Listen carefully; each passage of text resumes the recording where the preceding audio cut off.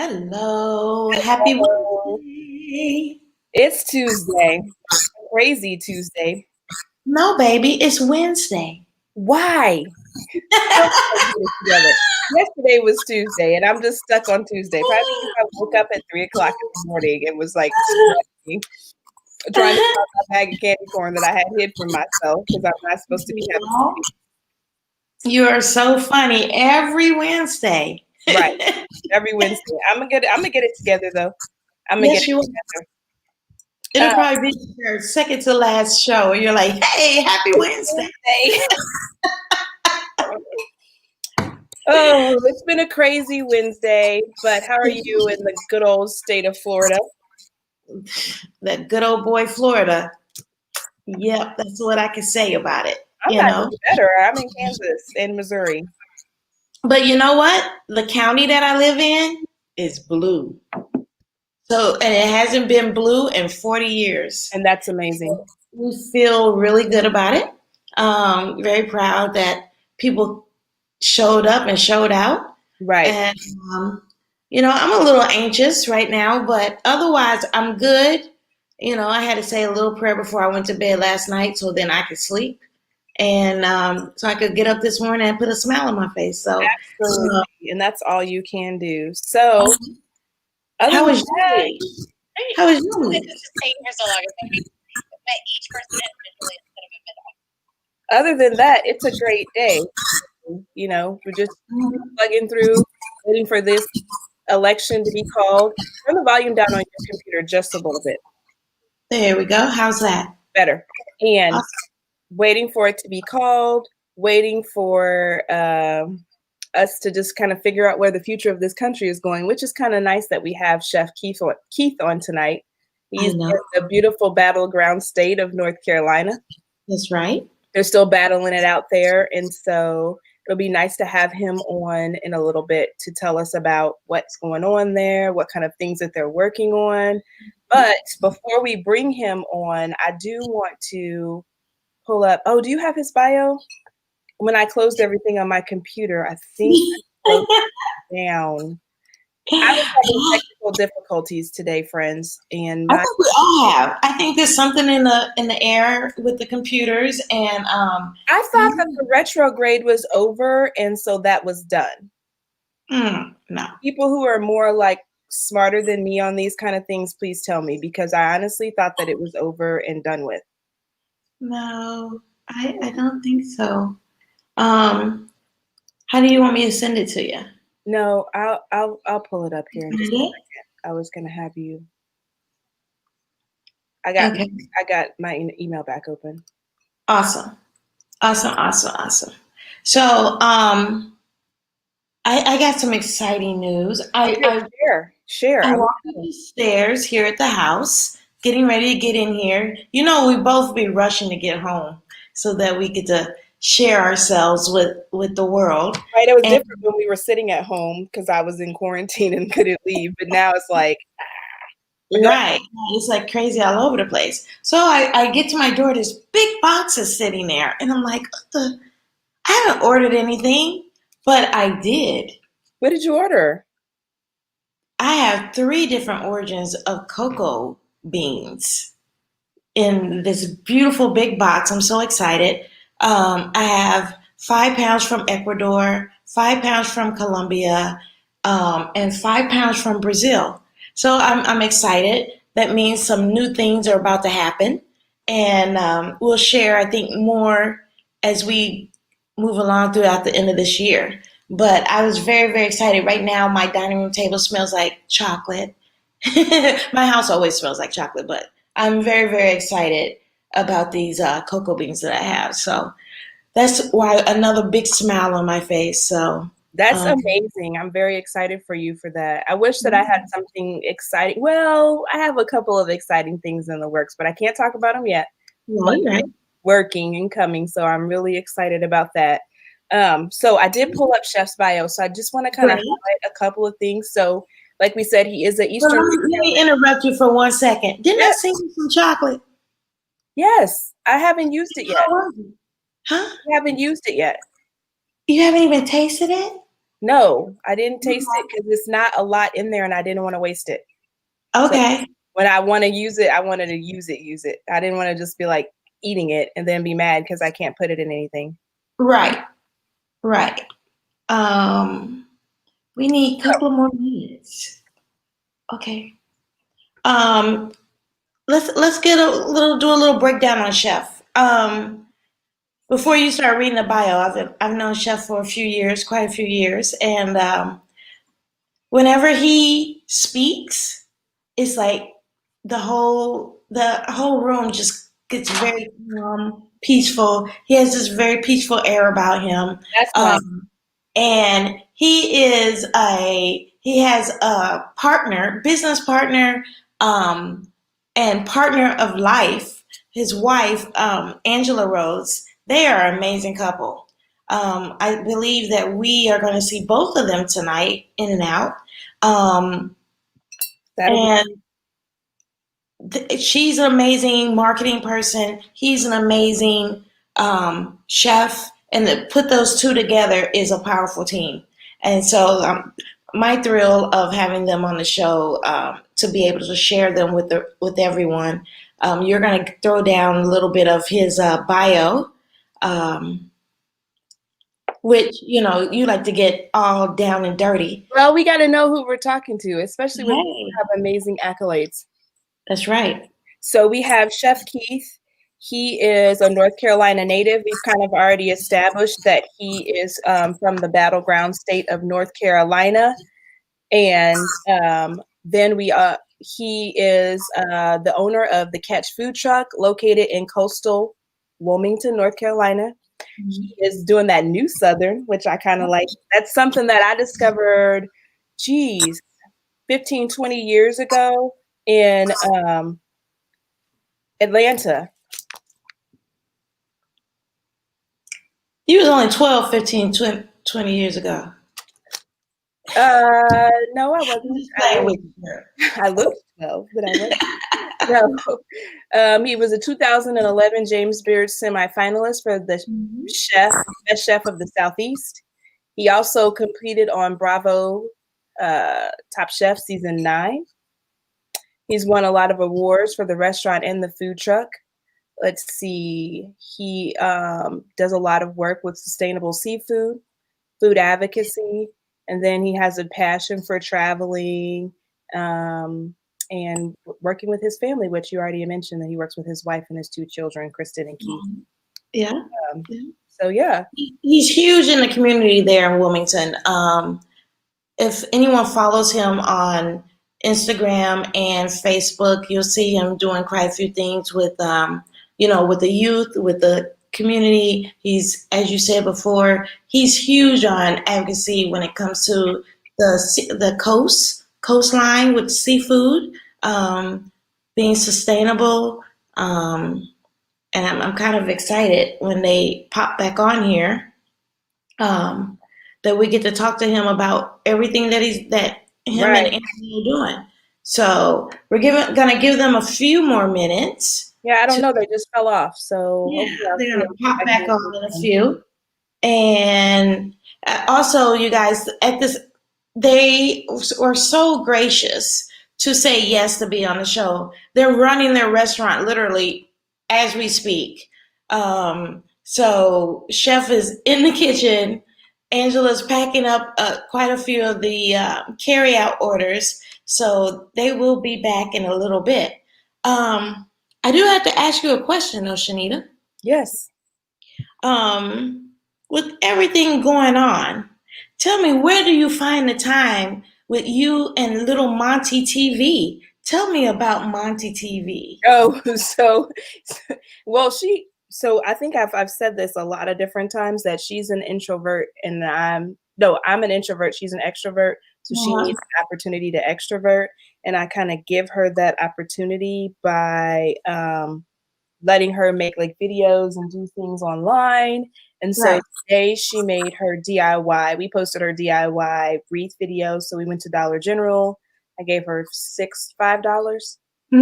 She got all the supplies, If you watch the video, she does all of the crafting part. I do the hot gluing because it's not okay for her to be crafting. Right. So I don't really want her to be, doing the hot glue or burning her fingers or anything like that. So, yeah. Well, I didn't get to watch the video yet, but I've seen a couple of her other videos, and you guys are hilarious. You're so funny, It's and so I love watching you guys do little cooking shows on Facebook also. So people, Yeah. if you So we're moving those. People are like a little bit disappointed, but we're moving those Facebook cooking sessions off of Facebook and onto YouTube just because it started to become a little bit of a job. Like doing right, all that live cooking, and then people are like, "Oh, can you send me a recipe?" Or, "Oh, can you teach me how to make this?" And I was like, "Wait, hold on. This was just supposed to be for fun, and now it's like for work. No, thank you." right, right. I believe we have Angela. They popped back up. I think she has a couple more minutes, and then she's ready. Um, I think I just got speechless. I don't know. I just lost my train of thought. But I think it's this kind of day. It's this kind of day. A little You know, bit. Yeah, like not a your good day. brain's My everywhere. brain is kind of boggled, and I Mhm. haven't had very good sleep in the last couple of days, so that's not been good. Yeah, that doesn't help. So So yeah, I think I just have to chuckle about it, and so we don't just get overwhelmed. for sure. I think we're gonna take 3 deep breaths. How's that? I think, and then we'll be ready to bring them on. Right. Are they ready? Yeah, ready? All right. Angela, are we ready? Yes. Hi. Uh-oh, you're muted. You're muted. Okay, there I am. Hello. You're a little soft, but we can hear you. All right. There you go. You're back. Perfect. Excellent. Lovely. We're Thank still you so much for coming onto the show. We know that you're in the middle of business hours yes. and getting things pulled together, but can you introduce yourself and tell us a little bit about you? Well, I am Angela Rhodes. I'm wife of Chef Keith Rhodes. We work together at Catch Restaurant in Wilmington, North Carolina. We have been, I think on November 18th, it'll make our 14th anniversary being in business this year. Well, congratulations. That's amazing. That's 14th awesome. anniversary being in business. What about 14th and what's the anniversary in life? Wedding anniversary? Oh goodness. I want to say this is horrible that I don't know because usually it would be him. We're pushing close to 30 or something like that. That's be in business for 14 years together. Oh, look who just pops up. Hold on, I'm gonna let you go him. I'm gonna put the light on, get a little bit light on. Lovely. I don't want to start with the bright light. Oh, it's fine. That's better. Yeah. Hello, Chef. Hey, how you doing? all is well. I know. Thank you so much for coming onto the show. It's our pleasure. Wonderful. Go ahead, Shanita. I'm gonna let you roll with it. So thank you so much for joining us today. It was great to have you, especially during business hours. We know that you're busy. It's my pleasure. So that would be great. Looking forward to it. So before we jump into all of like the things, like, everybody wants to talk about Top Chef. Everybody wants to talk about all that. Let's talk about how are you guys doing? How is South Carolina? North Carolina. Well, North Carolina. Lord, I don't know the day of the week, the month. I can't get it together. North Carolina. So here in North Carolina, I would say that we're probably doing a little bit better than a lot of other places. I've done some traveling here recently. I was just in Philadelphia, and it really made it feel like North Carolina didn't really have much going on. You know, it was so restricted up there. Every other up there seemed like it was closed for good. You know, and the whole just feel up there was just so, it was just a horrible feeling, you know, in a major like that. So I can imagine in the height of it how it was there, how it was in New York City. But here we're managing to get along. I think right now we're probably at half capacity. That's what we've been rolling with here in North Carolina in the restaurants. When COVID first happened here, we were shut down and we were only doing curbside. Okay. And for us, that was a huge deal because our food really, we never was really big on to-go food and people coming to pick up food. That wasn't. And are you mostly like a seafood type restaurant? Yeah. Yeah, so that doesn't really lend itself to eating away. Right. So immediately we had to formulate where we're going to stay closed, where we're going to apply for this PPP money. What about our employees? What are we going to do? Right. So we decided to just pivot a little bit. A lot of my peers who were in the restaurant business really decided to stay closed. Mm-hmm. And, you know, that's a tough decision, but each decision is independently given, you know, and it's assessed by case kind of basis. And Absolutely. for us, we really thought that, you know, we could serve food with integrity still, but we needed to go ahead and pivot as well. Being in the restaurant is very consuming and it's a huge part of my life and everything associated with it. So without that, I just remember my wife sitting on the side of the bed. I call that her office, you know, and she's always there doing paper, office. emails and all of this kind of thing. And I mean, it was just so surreal one night. I was just looking at her there with her pad and it was nothing. It was nothing to organize. It was nothing to do. And I just felt so heartbroken because that's what she was always doing as my assistant and it was nothing to assist. Right. So anyway, jump right into it. You know, it's like at the end of the day, I'm a chef. Right. That's what it is. You know, and you know, what am I going to do? Sit around and make excuses that and that's food the that part that bugs me, what you just said right there. Because I'm a chef too. And during this, people are like, well, just go get a job. Doing what? 23 years. Do you think that on the job? I'm not even qualified to work at Walmart. Right. Go get a chef. Go do what? What y'all want me to do? Yeah, you know, and it's kind of like a fine wine. They don't really ever go on sale. You know, you have to really appreciate it at its age. You know what I mean? Right. And that's like us. You know, I'm a little bit older. Maybe I could have pivoted into a different career early on, but I'm kind of aged now. And, you know, I could appreciate, you know, me now at this point. But we did. We pivoted. We started to carry out and dove into the delivery type thing. I felt good about that because I knew that we could serve some food. I just didn't know the climate. People were responded to it. We did it. And then about 4 weeks later, they opened up at half capacity, North Carolina. Okay. And so at that moment, we decided, well, we knew when they were going to open that we weren't going to open for dine in still. And so we waited about another 6 weeks after dine in to start taking customers in. I mean, I knew that there was going to be a huge rush of folks coming back out to dine. They had cabin fever. And I knew shortly thereafter, we would see a spike. We would see a surge of folks. And it gave us enough time to kind of get our staff trained into the new protocol that we needed to do, you know. Let's talk about that because I don't think that people really understand what it took for restaurants to reopen, like the amount of like stress it was, like really relearning everything. So talk about your protocol really quick, all the things that they required you to do in order to reopen on the inside. Yeah, first and foremost, before we did the protocol, it was super important that I stressed the fact of our own health and maintenance of our own health. And before we could even get into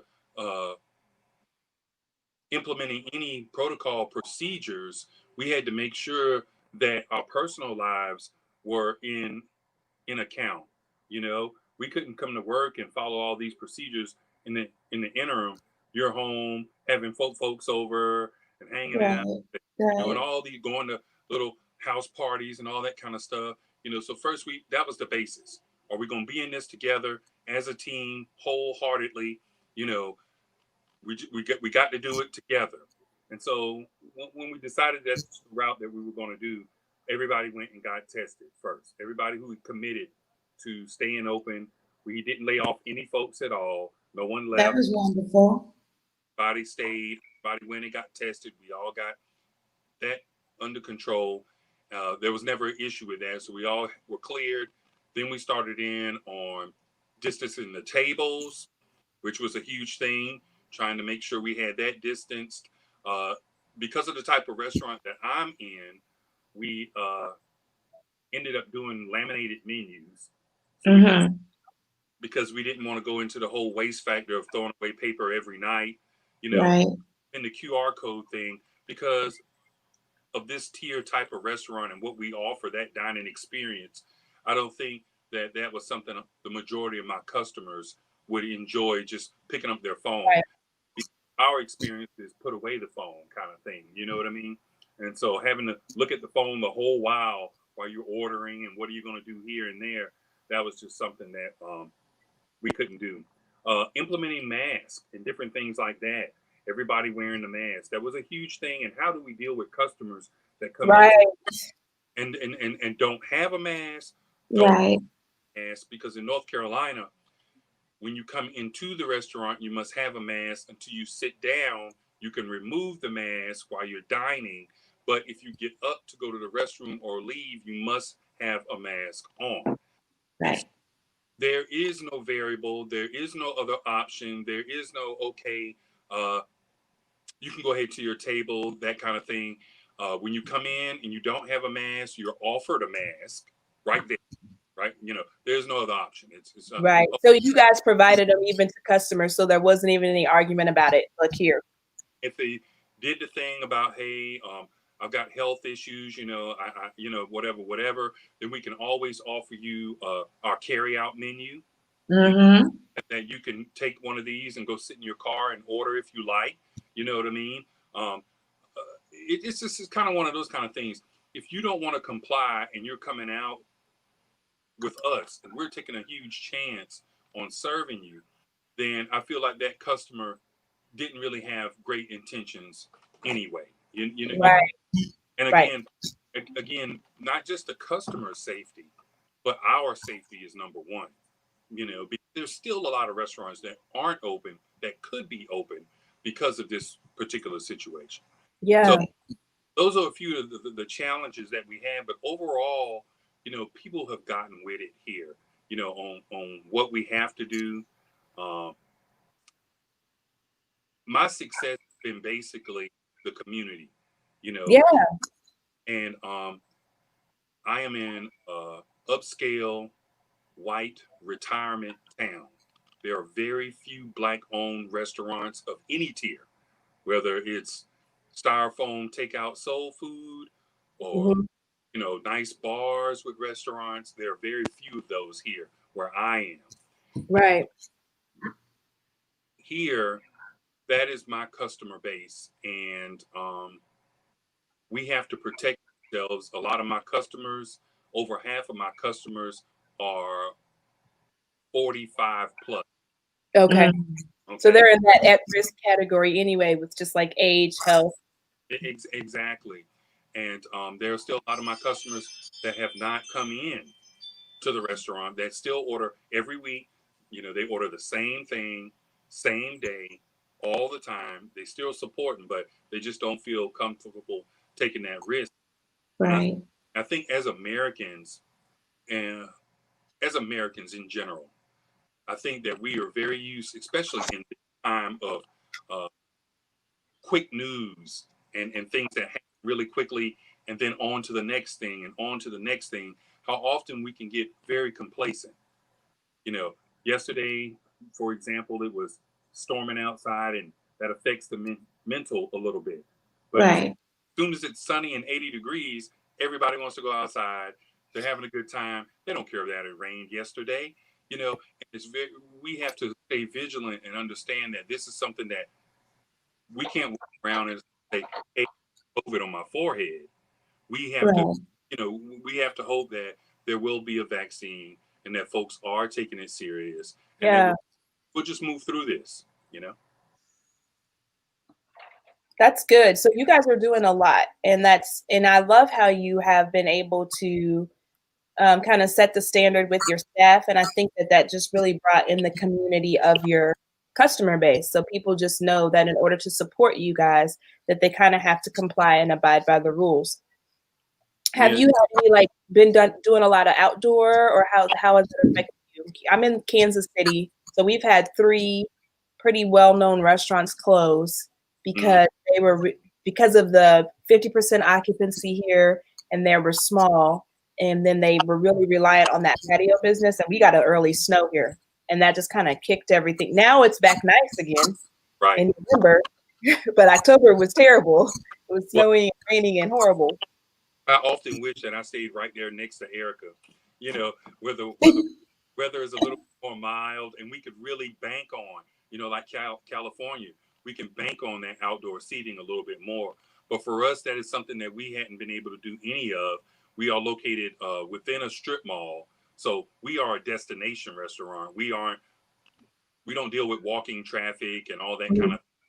Um, People come here just like Disney World. They plan on it. They have those expectations, and it's just not like somebody says, "Hey, let's go to Catch right now." Most people are planning on that kind of thing, and so Right. we haven't been able to offer any outdoor seating, and so far we've been able to kind of pivot and make this work for us. But um, we've been blessed to continue to be able to have outside work as well. So, we do have the Screen Gems movie studio here, and so we've been doing work with a lot of the movies that are here right now. We've been doing a lot of caterings.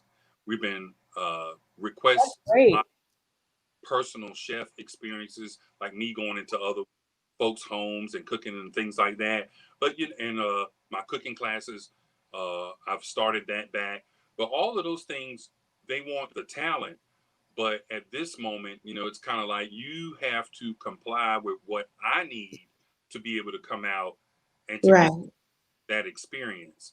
And That is a big thing. it's a big thing, and people want to come out and have that private experience with no mask. Uh, they don't want to, I need to know you guys have been tested, that kind of thing. And if you don't want to do that, I can recommend a chef that might want to come and help you guys out. But Absolutely. And that's why I've taken 3 personal chef experiences. They're well-known, regular clients who were going to right, comply, because I have my 7-year-old here. I can't go out to your house and then you're calling me talking about, oh, oops. No, then I have to worry about what I'm going to do with her. And that's just a lot. So I have to, it's not even really worth, the risk is not worth it for me at that point if people don't want to comply.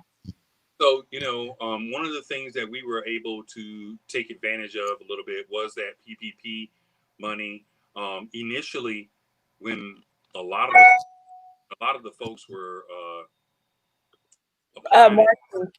getting those loans, we were unable to secure those loans in that first go around of PPP money, and that was very disheartening um, Right. when that was going on, because we didn't know whether we were going to be able to get it or not. Second go around, we got it. But Oh, that was great. one of the things that I try to tell a lot of folks when they're doing this particular type of business, when you're in the hospitality business, there's 2 major things that will kill your business. The first is inconsistency in it, wherever the variable may be, whether it's Right. the front of the house or in the rear. The second thing is paying your bills, and bills include taxes. If you do not Yep. pay your taxes and you go into this huge cash only type of thing, or not reporting, or you don't have an accountant, it hurts. I mean, Yeah. workers' compensation and all of these different insurances. I mean, we pay a lot of money. And you know what, to speak to the bills part, because I get a lot of young chefs that call me and they'll be like, Chef, I got this person who wants me to cater for them, and they've got 15 people and they want 12 courses and caviar and all this stuff. And I'm thinking about charging them, $5,000. And I'm like, how are you going to pay your bills if you only charge your customer $5,000 for 12 courses with caviar? And where are you getting the caviar? Walmart? Like, I don't even know where you're going to buy that. Well, I think a lot of the young chefs that are there, and I think that we all see this, whether you're in Kansas, Jacksonville, or Wilmington. One of the things, this falls right under that umbrella of food costing, is how many times do you look at your phone on Facebook and you see Jane selling plates for $10, of anything and everything under the sun. And they're showing you turkey wings or meatloaf or this or that. And all the plates are $10. 2 cheeseburgers, fries, a drink, dessert, and all of that. Right. And if Jane really did the math, she probably made $50. For the whole day of cooking. Yeah. For young chefs is to make sure they know how to do food costs. You need to know. So then you have the base you can go off, that you've covered your expenses. And then in different markets and different things are more valuable. Let's say a shrimp dish that may cost you $2.50. Right. In your market, you can mark that up to $10. And let's go back to when you talk about food costing too. I think that a lot of young people don't include themselves. Anytime I'm touching a project, I've got $1 an hourly rate that I'm looking at, just like a lawyer. You don't call your lawyer and get gab on the phone with them for free. That time costs money. And it's the same as with a chef. If I sit down at this computer to type a menu or to research something or to prepare a shopping list or whatever, that's time. Time equals money. Well, I think that, in this particular time that we're in right now, I think chefs have become very creative and inspired with doing some different things that they may not have done pre-COVID, and I will say that as I scroll through Instagram and all these different things, and I see a lot of different things folks are doing, and each case is different, but what I will say is that I really try to move with integrity. And that's what I tell my team as well. Yeah. Can't have all the money all the time. And you can't sell yourself short. You've got to know your own worth. And that makes passing on a few things.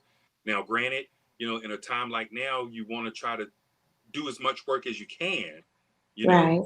But you cannot sell yourself short. Because it's selling us all short. And that's what people don't have to understand. If you're looking at the collective, and Chef Keith is offering $10 plates, when people come to me and they're like, well, why is yours $25 and why is his $10? I don't want to have to disparage you and tell them why yours is 10 and mine is 25. But it puts us at these situations where, as an industry of independence, we're at odds with each other instead of working as a collective. And that's right. And when you talk about like pivot and talent and things like that, I will admit that we come to the ball game and we hit home runs with social media, and it works for us. But I'll say, like, our good friend Kenny Gilbert, he was getting ready to open up a restaurant here in North Carolina pre-COVID, and it dissolved the whole thing. Well, he didn't wait for it per se to dissolve, kind of saw the writing on the wall. Let me get back home. Let me kind of assess this situation and get where I'm not going to be under such stress and start doing what I know how to do, is cook good food. And his approach was, I can still cook with integrity. I can still cook my food, but I need to be able to cook food right now for the folks that need it. And I won't say that I'm serving inexpensive food. I'm just serving mindful Kenny Gilbert cuisine. Right. He's Because we're in that time. We're in that time. And we before you got on and we were just kind of talking about like a mental health check-in and where we all are. We're in a time where we just need that mindful, comforting, you know, food that hugs your soul. I don't need fancy right now. I need the food to like get down deep in my soul and connect me and hug me and make me feel inspired again. and you know, there are folks that do that, but for us, I have to always say that there will be folks that do that, but for me, we have got to continue to give the best. And if it's not going to work, I'm going to go out with giving the best. Period. And that's how I think. You know, if my folks still want lobsters and they want $45 grouper entrees, I am going to give that to them. Um, that is a break from the reality of what we're going. You know, we're still in a special occasion restaurant. We still are a celebratory type of restaurant. And my side projects can reflect other things, but this core has to be the same. This is the break from reality when you come Well, here. and you're a destination restaurant and you have an older demographic. And Right. so they have a different type of need during this time than someone like me. They need some type of consistency and normalcy because of the age bracket that they're in, because of the life that they're in. A lot of them have genuinely, the people that I know have genuinely been quarantining. They have really been limiting their outdoor exposure. And for these last 7 or 8 months, I had a friend who's in that age. She told me that she has not seen her grandchildren since the beginning of the pandemic in March. And They're that. that's crazy, you know. But aside of the restaurant and living up to that and trying to keep that flame burning, we've had food trucks. We have multiple food trucks that we send out as well. And so one of the big things for us is community request. So these communities will call and be like, "Hey, can you bring the food truck out?" Um, when we talk about COVID procedures, again, just going back to that and how we implement that in a mobile food capacity, it has been very different. So throughout the pandemic, I've opened a restaurant and I closed it last Saturday. So for 6 months, I opened up a restaurant that served QSR type burgers and chicken sandwiches.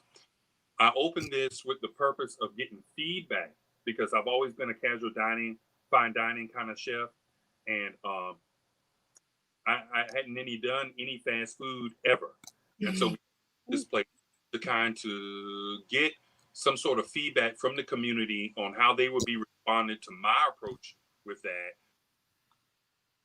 A lot of different things because so much was going on. I needed to be able to cast my net very far to be able to Right. get a lot of different money, no matter how much it is, to make one money now.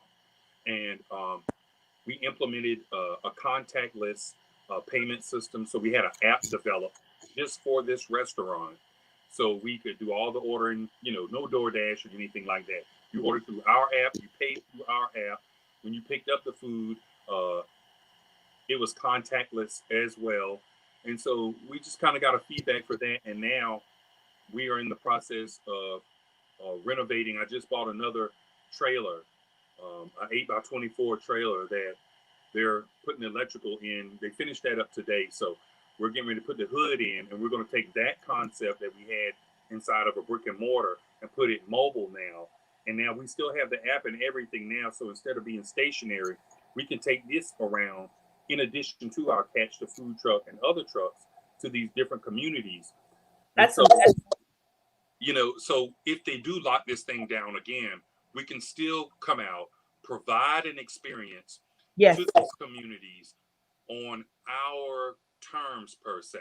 So, you know, still contactless. When we go out to the movie studio, everything has to be first, everybody's COVID tested 24 hours before you come in. All the food has to be prepared, containerized, stickered where you can't open it, and it has to be labeled to go out to each and every individual. So it's none of that business pre-COVID where you come up and be like, hey, I want this, I want that, or whatever, and staying in the line. I've always kind of run my mobile businesses on the pretense of, if I'm not going to per se an NFL game where I know that we're going to bank, everything is prepaid. Everything. So I don't care who it is, where it is. So if I'm doing work with Warner Brothers or any of these kind of things, us, Catch the Food Truck is prepaid. We don't wait to get a check from the studio in LA or anything like that. I mean, if you want us, this is how it comes. There are too many variables in the business. You know that, Erica, or Yes. anything else. Hey, we got 250 people, and then you show up and it's 25. Right. I was going to ask you how you with the food truck, because here they do a thing where they charge minimums. They're like, if the minimum is $1,500, you pay a deposit, and then it goes again. It's a complicated math situation. But I always felt like when I had my food truck, let's just do it prepaid. I don't want to deal with like coming to your house and then I'm trying to tally up. Okay, you gave me $500, and we had $300 and this and that. Like, no, and then the minimum was $800. Okay, well that's $150 you still owe. Who wants to do all that? That's not going to work. And like you say, yeah, we have minimums as well, and we've had to adjust. And I'll tell you something about just being an African American, being in a community like I've been in, being in a state like I've been in, being in a region like I've been in, just in and out. Sometimes you have got to cut through the woods to make a path for others to come through. Yeah. I think a lot of us have been in that position where we have had to cut through the woods. Here at this particular restaurant, I have a $30 cancellation fee. I've had it. We're getting ready to celebrate in 2 weeks here 14 years at this particular location. And from the day that I opened, I have a $30 cancellation fee. Okay. And you have a credit card for parties of 6 or more when you come here, period. You have to give me a 24-hour notice. If you don't, we may charge you $30 per person. And so when I get a thing like a 30 top, and then 15 people show, and you've got to pay another $450 because they didn't show, early on, when I would do that, I had to learn what would be the best way to avoid confrontation, anger. I don't want to pay. Ultimately, what I need to do is cover that amount. What can I do to make it? So what we ended up doing was offering gift cards. That's smart. Well, very smart. Here's a couple of gift cards for this amount. You can use them anytime. You can give them to somebody else if you like. So it's not a total loss for you. You know what I mean? But this is the way we have to do. And so, but you set the expectation, and then the customer kind of understands that. And so you're going to be the first guest that we've done this with, but I'll be putting out quotes after today of little nuggets. Just right in your stamp. We've learned a lot, and even during this COVID situation, we've managed to learn a lot about moving forward, to really reevaluate what we are going to do in the future as far as the restaurant and everything. And I admit, it's still very, very, very uncertain. Yes. Yeah. And no one could have ever predicted something like this to happen, and we're dealing, post-election right now, still don't have any real sense of hope and stabilization of what's going to happen with our future as Americans right now. Yes. So those are huge concerns. Being a person of color, I am, in the age that I am, they always say when you're young, you take more chances.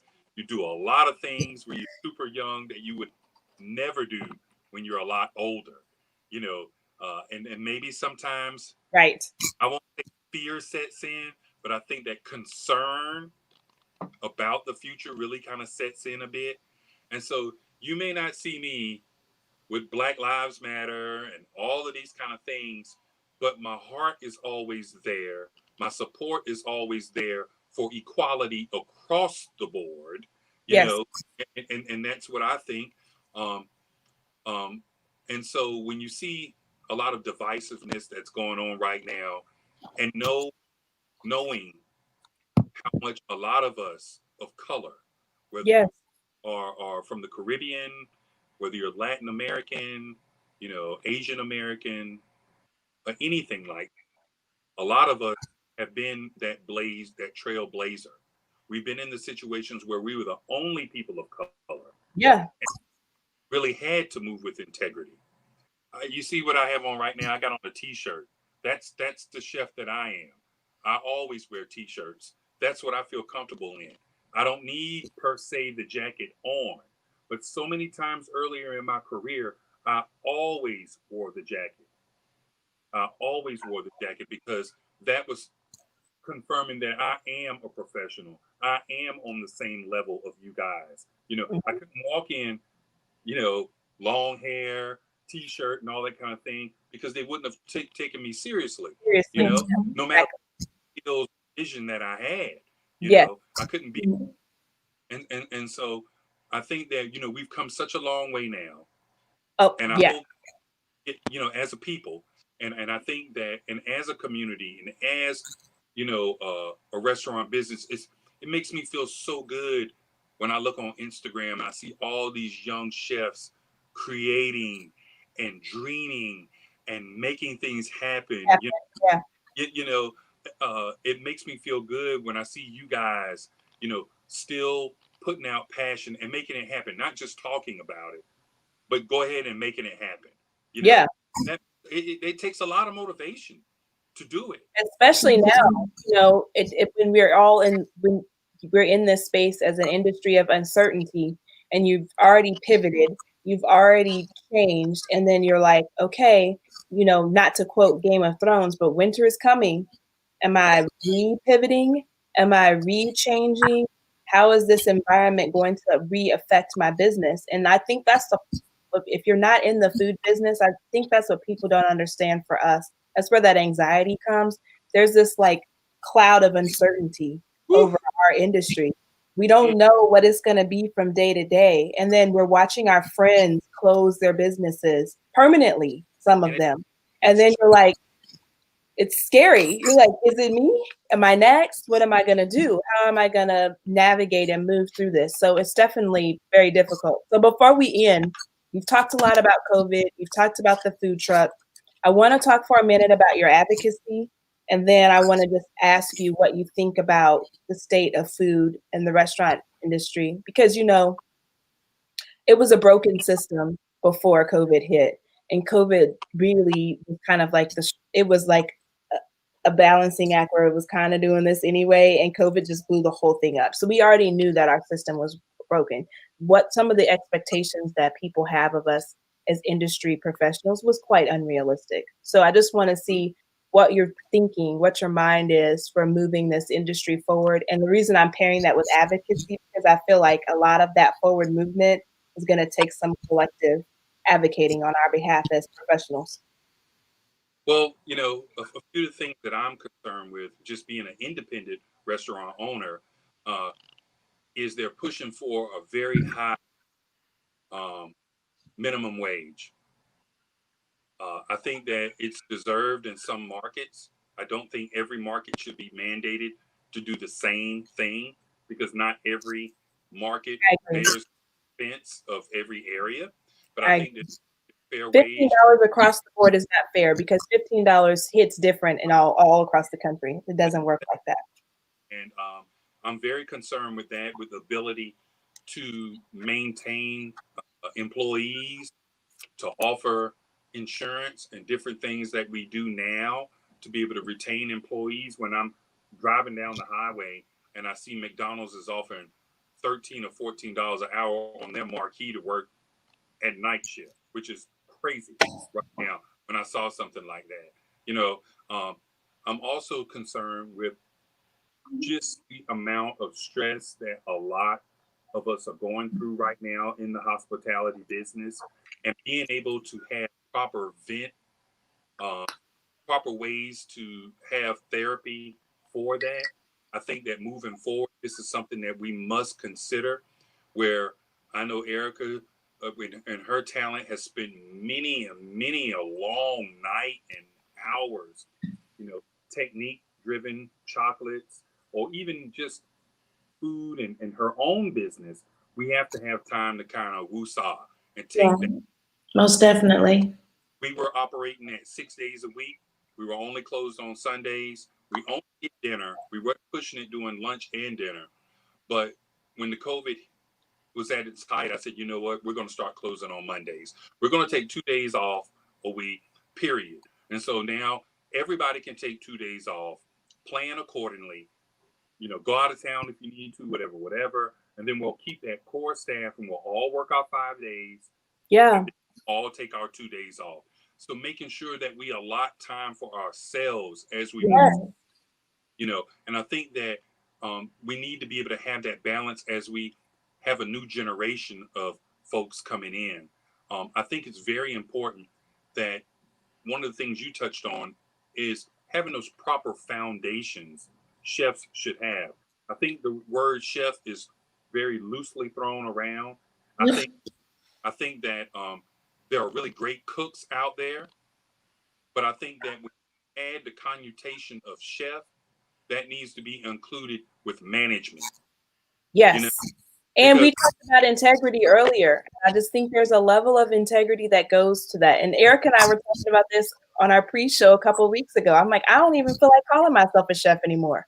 I done spent all this money on school, and any young person with a good Instagram following and a great videographer is now calling themselves a chef. I'm like, no. Yeah, and I think that having that base and having folks, we come from a different generation. Yes, we do. We come from a generation of show and prove and you get. Right. Yes. Not you get, now prove it to us. No. This generation is one that wants it now. I'll show you what I can do, but you can never do anything to want what you want right now. Right. I was willing to tell my chef, hey, go home. I got this. And right. I know you don't have it, but I'll get you to the place where I can go home one day. But I was all about that. What do you need me to do next? I got it. Now folks are standing over on their phones. I mean, her and I are so in sync in the kitchen. I'm like, I know that I got to have the tea ready. I have to I know how to start the day. And I know that when she puts that list up, it ain't optional. Yeah, I mean, that list is mandatory. We got to get it done. In our particular business, I think that, for us, and again, for us, when we look on Instagram, we look on Facebook, and we talk to a lot of chefs, and we're around other folks. We are in a time now, it is almost like a renaissance of young Black talent. Yeah. That are out there expressing themselves through food. It's a beautiful thing. It's a tough time right now, but we have to embrace this any way that we can to make sure, as we observe, we are adding on. Hopefully they don't think that we're taking away.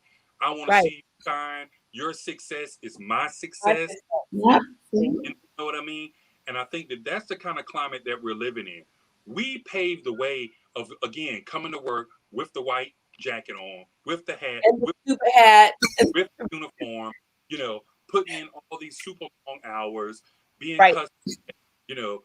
peeling 1,000 pounds of shrimp. You know what I'm saying? All that, cutting up onions until your little fingers smell like onions for weeks, and you're scrubbing your hands with toothpaste or whatever to get that smell off. We are the ones who embraced other ways of food before we ultimately embraced our own. Our own, absolutely. And I think that you find that a lot with folks that are about 40 plus who have been in the business, who had that French foundation that we all on, and then we had to really own our skills. We could not really fall back and make oxtails and turkey wings because who does it? Right. For a family meal, maybe. You can make that for family meal. Really, you know what I mean? We had escargot. We had to have every technique, that we had down. And so we've survived all of that. We've opened up the doors so you can do any kind of fusion. You could have a food truck and be serving whatever you want to serve. People are embracing it, you know. Yes. So I'm The super, dues have already been paid. yeah, and I'm still super happy. I enjoy what I do. That's good. Being with you guys, it just makes it that much more worth it, and I hope that folks in this time, we know that it's never cloudy forever. No. That's right. The sun will come back out, That's right. And as we get older, we know that these are the times that build us as people, our character, our strength, Yeah. and type of things. And so we can look back and say, this is what I had to do to make it through that. Hopefully not sacrifice so much that we can't get back. And, I'm just here. I'm continually blessed. I've been through so much. And my early career was in the streets, and I was able to transcend into the restaurant business as an example, as a testimony per se, that you can do the right thing. But I brought a lot of that mentality of the street to the restaurant. And when I say food costs and things like that, I'm able to do math just like that. So when I can tell you about buying something and breaking it down and getting right into the food, Right. it was only natural. And so the food business is the ultimate business to be in, because you can really make it if the circumstances are right. And so I encourage kids and adults, when you're getting into it, I can't tell you how many people I talk to on the regular basis who have no idea about opening up a restaurant and want to open up one. Right. It is crazy. Never cooked nothing a day in their life. They're like, well, my mama says I make good pancakes. Ma'am, but do you want to make those pancakes for the rest of your life? And then what else are you going to add to the pancakes? Right. I think, in our approach, a lot of times, we got to cook for everybody. We can't cook for us. That was always my motto. I want to cook at this level, and when you get to that level, you can appreciate that level. But when you're kind of at a different level, you may not see that. You don't see the Bentley when you're driving a Toyota. Right. All you got is Toyota money. You know what I mean? But that's way unattainable. But as things change in your life and you experience that may be something that you want to be around a little bit more. Or when you want. So we want to be that place. And thank God I'm here. Thank you for capturing this moment right now in time. We don't know what tomorrow offers. And so it's just such a privilege to be able to chat with you ladies for a while tonight, and hopefully provide some insight for the folks that have been listening and watching. I encourage you guys to keep doing what you do. It's such a blessing. Technology is awesome, right? We're all It is awesome. Yeah. She's in Florida. I'm in Kansas. You're in North Carolina. We're all on here having a conversation. Yeah. Well, Keith, I also want to just say thank you so much, because we do have quite a few of our young culinarians from the Bahamas. Hi, Angela. When you guys came down to the Bahamas, you made the biggest impression on those kids when we were down there doing the Minority Chef Summit. And they're watching, and they'll get to go back and watch it on YouTube, this show, but your words are priceless. And so I just wanted to say thank you again. And yes, Shanita takes tons of notes. It was just an honor. I'm looking forward again to Minority Chef Summit, manifesting once again, right through this again. That was a huge deal. So much positive energy. I just loved it. It was a special time when those were going on. And so thank you so much. And like I say, we appreciate you guys. And anytime you need me, give me a call. Listen, our dream is that 2021, the conversation is a road show, and we're able to be come back and visit our guests and see how really like recovered and moved forward and how they've innovated after this pandemic and where they're taking this business. So we appreciate you and your wife, Angela. Thank you for being tech support. That was amazing and getting us all together on the back end. So guys, thank you again for watching. This has been The Conversation, and we will see you guys back next Wednesday. That's right. 30 Central. Bye, Chef. Thank you so much. Chef Angela, thank you so much. Have a beautiful night.